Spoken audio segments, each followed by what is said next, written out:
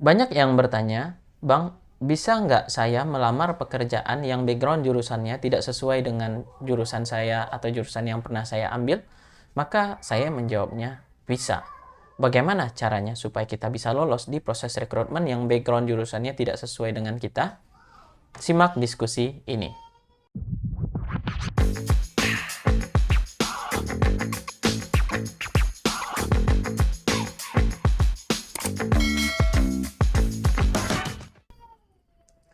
Jurusan adalah salah satu persyaratan yang selalu ada di setiap tahapan proses rekrutmen dan biasanya selalu muncul nih di dalam persyaratan informasi lowongan pekerjaan. Namun ada beberapa posisi lowongan kerja yang tidak mensyaratkan background jurusan tertentu, misalkan seperti MT dan beberapa posisi-posisi lain. Dan untuk konteks diskusi kita kali ini, khusus untuk fresh graduate yang akan melamar kerja, namun tidak sesuai dengan background jurusan yang pernah ia ambil. Lalu timbul pertanyaan nih yang sering muncul di diskusi-diskusi kita nih. Apakah kita harus melamar kerja sesuai dengan jurusan atau boleh tidak sesuai dengan jurusan? Bagaimana pendapat teman-teman? Silakan ketik di kolom komentar. Sebelumnya kita bagi terlebih dahulu. Jadi ada dua nih. Kita mencoba membagi posisi atau profesi sesuai jurusan. Terdapat dua kondisi. Kondisi yang pertama adalah posisi yang tidak harus sesuai dengan jurusan atau posisi yang tidak harus sesuai 100% dengan jurusan. Banyak posisi kerja yang tidak plek 100% sesuai dengan jurusannya. Bahkan terdiri dari beberapa kompetensi background jurusan. Nah, apa contohnya nih? Contohnya seperti posisi HR atau SDM di perusahaan. Biasanya nih diisi oleh teman-teman dari jurusan psikologi. Namun juga bisa nih diisi oleh teman-teman dari lintas jurusan yang lain, seperti akuntansi atau manajemen, khusus untuk bagian payroll SDM-nya, dan khusus untuk hukum ketenaga kerjaan itu diambil oleh teman-teman yang berasal dari jurusan ilmu hukum. Bahkan salah satu narasumber saya yang pernah hadir juga nih di konten saya yang bernama Habib Lutfi, seorang senior talent acquisition di salah satu perusahaan swasta besar di Indonesia bahkan dunia. Dulu saat SMA ia merupakan juara Olimpiade Kimia. Dan ketika kuliah dia mengambil jurusan kimia dan berprestasi juga di jurusan kimia. Dan ketika lulus ia berkarir sebagai HR atau SDM hingga hari ini. Buktinya bisa kan? Nah, untuk fresh graduate yang mau apply sesuai dengan kondisi kedua ini, sangat-sangat bisa. Gimana caranya? Tonton video ini sampai selesai. Nah, untuk kondisi yang kedua, posisi yang wajib 100% sesuai dengan jurusan. Jika tadi yang pertama tidak mesti 100% sesuai dengan jurusan, maka yang kedua ini wajib 100% sesuai dengan jurusan. Contohnya apa nih? Contohnya yang pertama, misalkan posisi mechanical engineer. Biasanya wajib diisi oleh teman-teman yang berasal dari jurusan teknik mesin. 100% harus sama. Atau misalkan teman-teman yang berprofesi sebagai akuntan. Itu biasanya wajib diisi oleh teman-teman dengan background jurusan akuntansi. Dan itu sangat-sangat susah jika diisi oleh teman-teman dari jurusan yang lain. Dan sangat jarang sekali karena profesi atau posisinya sangat menuntut keahlian kompetensi sesuai dengan background jurusan. Dan untuk kondisi yang kedua ini ya seperti tadi sangat susah dilamar karena kompetensi teknis yang dibutuhkan. Namun masih bisa dicoba. Mau tahu gimana caranya? Kalau teman-teman mau silakan ketik di kolom komentar karena kali ini kita akan bahas nih khusus untuk fresh graduate yang belum pernah punya pengalaman, yang mau apply kerjaan yang nggak sesuai jurusannya dengan jurusan yang sudah pernah mereka ambil. Sebelum masuk gimana caranya, ada beberapa tantangan nih yang mesti ditaklukkan oleh fresh graduate ketika akan melamar kerja yang tidak sesuai dengan jurusan. Yang pertama nih, tes teknis, misalkan kompetensi teknis. Itu biasanya ditanyakan hal-hal yang berkaitan dengan pekerjaan. Itu akan menjadi tantangan tersendiri. Kenapa? Karena background jurusannya itu tidak sesuai dengan posisi yang akan diambil gitu. Maka itu akan menjadi tantangan tersendiri. Dan yang kedua, wawancara atau interview dengan HR. Ini juga akan menjadi tantangan. Tentunya HR akan bertanya, kenapa kok mau apply kerjaan yang tidak sesuai dengan jurusan? Dan yang ketiga adalah wawancara user. Ini menurut saya ini yang paling sulit.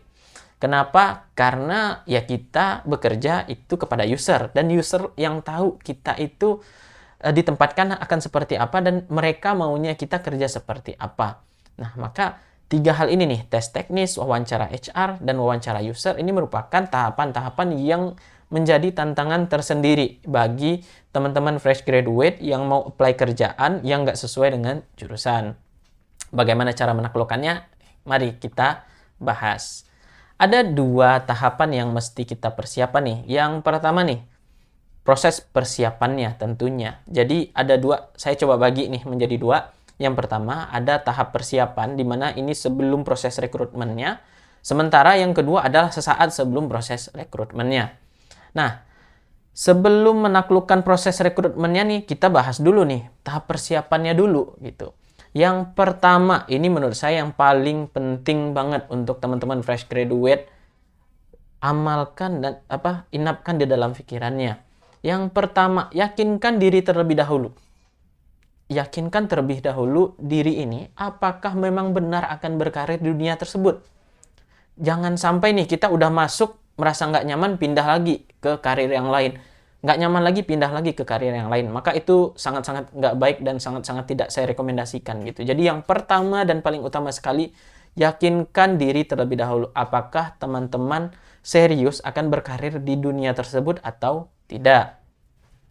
Yang kedua nih, kumpulkan informasi lowongan kerjaan.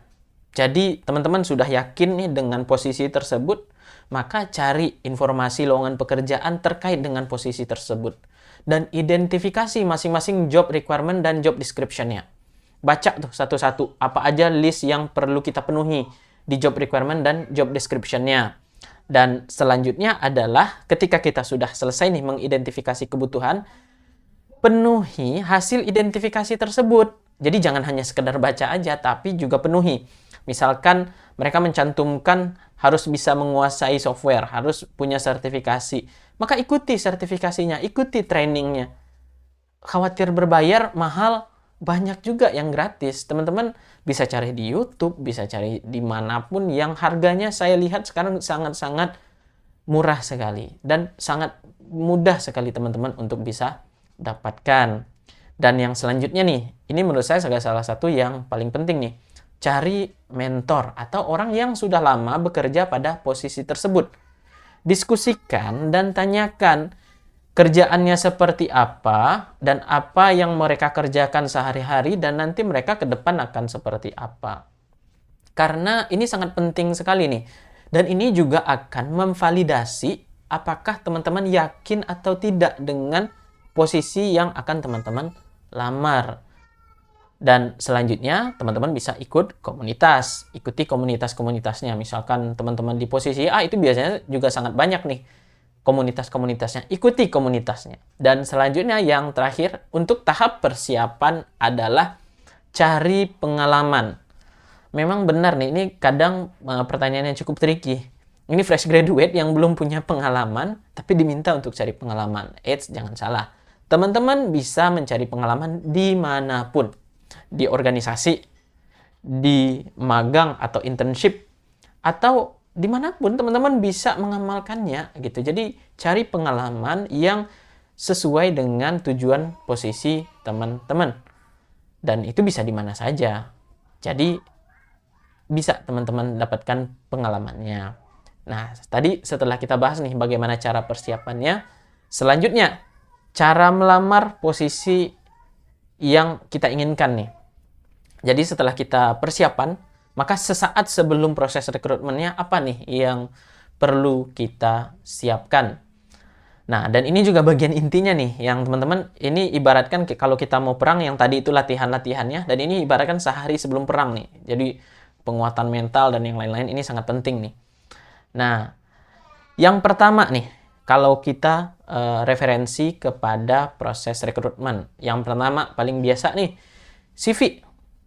Perhatikan job description dan job requirement dari posisi yang teman-teman inginkan. Gali pengalaman yang pernah dilakukan sesuai dengan job desk dan job requirement, serta yang paling penting tuangkan di dalam CV. Jadi ketika kita sudah menemukan nih, apa saja daftar job requirement, job description-nya, terus kita refleksikan ke dalam diri, mana dari daftar job description dan job requirement tersebut yang teman-teman pernah alami. Yang itu nggak mesti ada di ruang perkuliahan, tapi bisa di organisasi, internship, atau yang lainnya. Dan tuangkan ke dalam CV. Karena dengan menuangkan hal itu ke dalam CV, sehingga CV teman-teman akan sesuai dengan job requirement dan job description. Dan juga pastikan nih, pengalaman yang kamu miliki ini sudah sesuai. Jadi jangan sampai nih kamu hanya merasa saja, wah ini cocok. Padahal ketika ditelaah lebih lanjut itu nggak cocok. Maka pastikan benar-benar cocok. Dan selanjutnya nih, setelah CV, biasanya kan ada tes teknis nih, atau kompetensi teknis. Untuk kompetensi teknis, mungkin yang paling utama yang bisa saya sarankan kepada teman-teman adalah cari referensi dan informasi mengenai job requirement dan job description.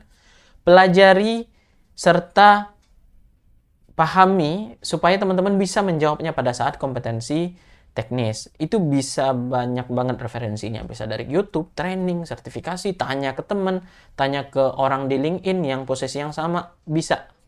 Jadi, pahami kompetensi teknis. Dan biasanya, kompetensi teknis ini, tes kompetensi teknis ini tidak akan jauh-jauh dari job requirement dan job description. Jadi, benar-benar harus dipahami. Selanjutnya, setelah CV, tes kompetensi teknis, selanjutnya adalah interview HR. Nah, interview HR nih yang agak lumayan sulit. Kalau misalkan di tahapan tes kompetensi teknis, kita harus bisa mikir dan ada waktu untuk menjawab gitu kan. Cuman kalau interview ini kan nggak bisa semudah itu gitu kan. Nah, untuk interview HR yang mesti teman-teman miliki adalah yang pertama banget, perkuat strong beliefs kamu nih. Mengapa teman-teman melamar pekerjaan yang nggak sesuai dengan jurusan ini? Ini akan menjadi poin penting untuk rekruter. Kenapa? Karena ada saingan lain yang jurusan mereka inline dengan posisi tersebut. Nah, ini juga harus menjadi poin penting nih. Jadi, balik ke yang persiapan tadi, yakini dengan benar, pahami dengan benar bahwa teman-teman sudah yakin nih untuk apply posisi yang nggak sesuai dengan jurusan. Serta perkuat nih pengalaman-pengalaman yang inline dengan job description dan job requirement. Karena biasanya seperti ini. HR atau recruiter itu mereka akan ngecek nih background kita. Nggak ya background jurusan juga, tapi background pengalaman juga. Apakah memang cocok untuk dilanjutkan ke interview user. Jadi yakini dengan benar bahwa teman-teman memang menginginkan posisi tersebut. Selanjutnya nih, yang paling sulit menurut saya di tahapan proses rekrutmen ketika kita mau apply kerjaan yang nggak sesuai dengan jurusan. Pada tahapan interview user yang pertama nih, jadi hal-hal yang mesti kita penuhi pada saat interview user itu biasanya dua nih. Yang pertama adalah kita bisa bekerja. Yang kedua adalah kita cocok dengan user. Yang pertama nih, kita bisa kerja. User itu maunya kita bisa kerja. User itu maunya kita bisa menyelesaikan tugas-tugas yang mereka berikan. Makanya mereka akan menyeleksi apakah kita sesuai dengan kebutuhan mereka atau enggak. Apakah kita bisa menyelesaikan tugas yang mereka berikan atau tidak. Jadi pastikan nih kita bisa bekerja sesuai dengan kebutuhan yang ada di job requirement dan job description. Dan yang kedua nih, kita cocok dengan user. Teman-teman bayangkan ada 5 hari kerja di dalam 7 hari dalam seminggu. 5 hari tersebut kita berinteraksi secara aktif dengan user. Itu anggaplah dari jam 8 sampai jam 5 sore. Itu di jam aktif dan kita akan berinteraksi dengan mereka di jam tersebut. Bayangkan jika mereka bekerja dengan orang yang nggak cocok dengan mereka. Tentu ini akan menjadi, ya pasti mereka akan nolak gitu kan. Jadi teman-teman pastikan nih, cocokkan diri dengan mereka, tapi nggak mesti harus sampai SKSD juga nggak gitu, tapi santai aja, yang penting kita cocok dengan orangnya. Nah, jadi santai aja, apa adanya saja pada saat wawancara dengan user, sehingga user merasa nyaman bekerja dengan kita.